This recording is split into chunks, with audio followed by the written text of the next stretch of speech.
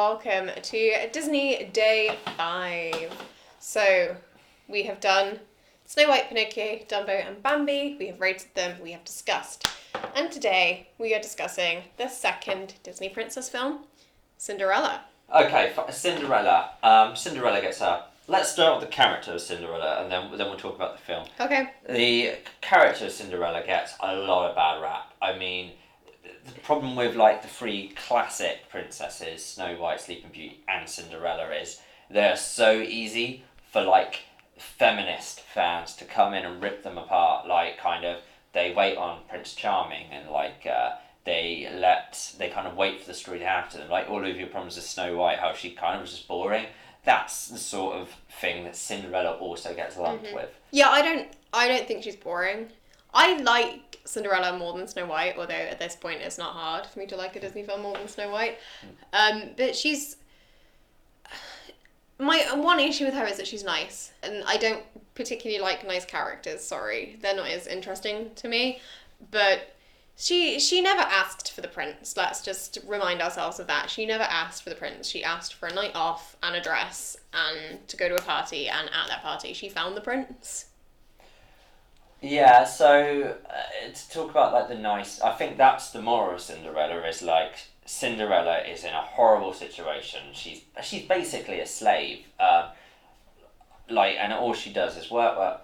There's no light at the end of the tunnel, but she remains nice. But I don't see that as a bad thing. I see that as no matter how cruel the world is, which is something that even today, especially with this whole quarantine situations going on, we should remember that. Just no matter how horrible the world gets, remain nice. And Disney kind of implies that good things will happen to you, and I'm not saying that's necessarily true, but I think Cinderella is I actually think she's a strong female role model, because she always stays true to who she is, no matter how horrible things get. And as you said, she doesn't go looking for the man. She ends up with the man, but I think ignore that when you think about Cinderella as a character. She just remains nice and pleasant. Yes, and also the prince quite literally chases her. She does not chase that prince in any way. She gets to go to the ball with the help of the fairy godmother.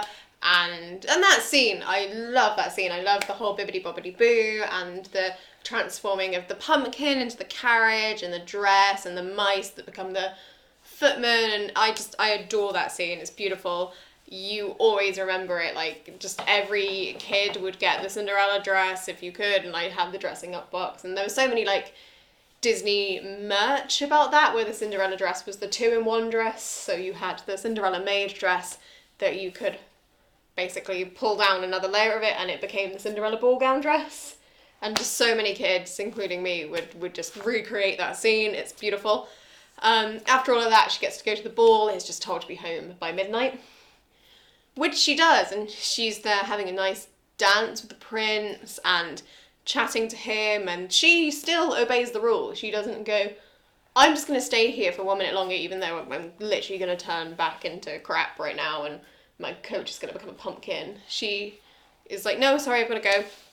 And kind of forgets about it. She doesn't forget about it. She knows she's had a lovely time, but she doesn't put any more thought into, oh, I must go back and see that prince. But because she left her glass slipper, he decides that he's going to go with his, is it his footman? It probably has a different name. Footman, I don't know, in terms of the pun. Yeah, the footman. He goes with his footman, with the shoe, to try on every girl in the kingdom, because he just can't get her out of his head.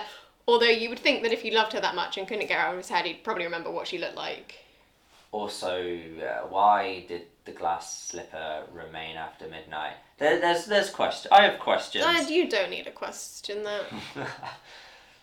If we're gonna go down that route, why, like, every time she goes to a fancy ball is she in the same dress that the fairy godmother created for her that we quite literally saw disappear?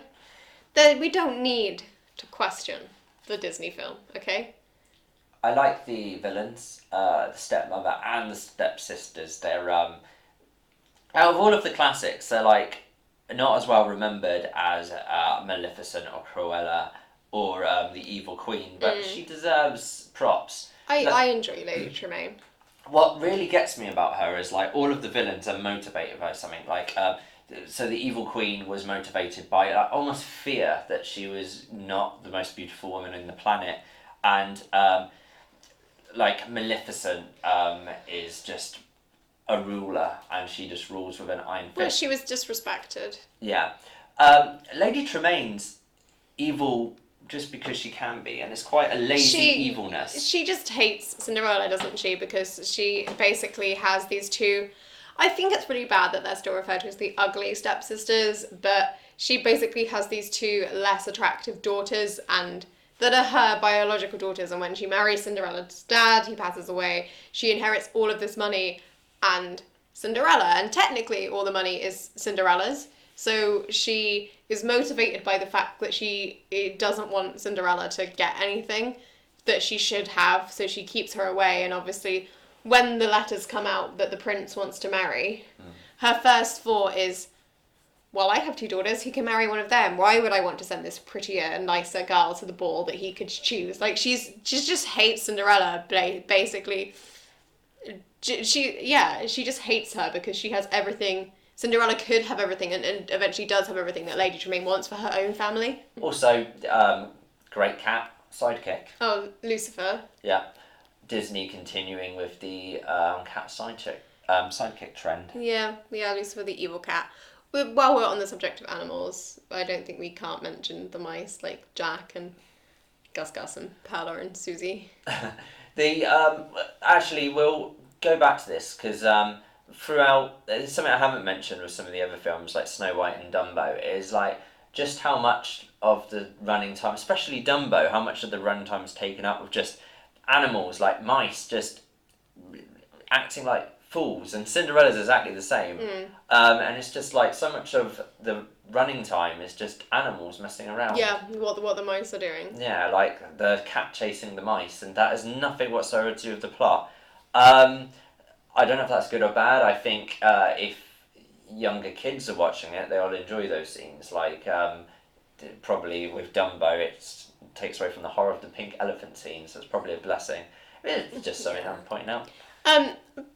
Back to the ugly stepsisters, because I don't think we really covered them. So I like them as characters. They're super fun characters. And in the parks, which obviously you will notice it's a running theme with me going, I like these characters because of what they do in the parks.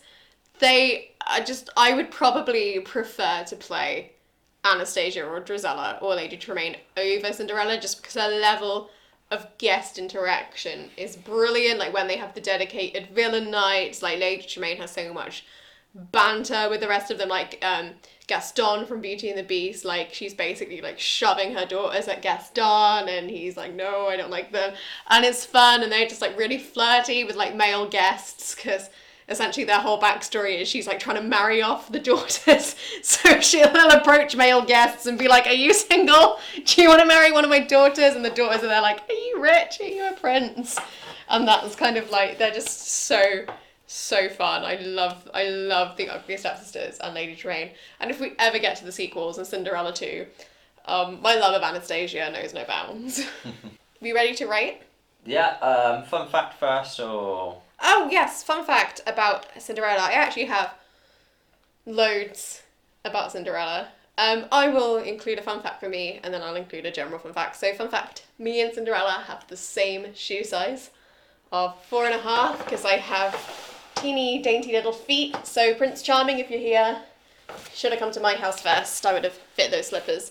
And also, better fun fact, one of Walt Disney's favourite ever scenes that he made was the transformation scene. So the one where Bibbidi Bobbidi Boo happens and the fairy godmother turns Cinderella into the Cinderella that we all know and love. Where are you going to place it? I'm going to give Cinderella a 6. I think 6 is a good score. I'm going to go 7 though, because I am a fan of Cinderella. Okay, I think that's all. That's all for today. So, everyone, have a magical rest of your day.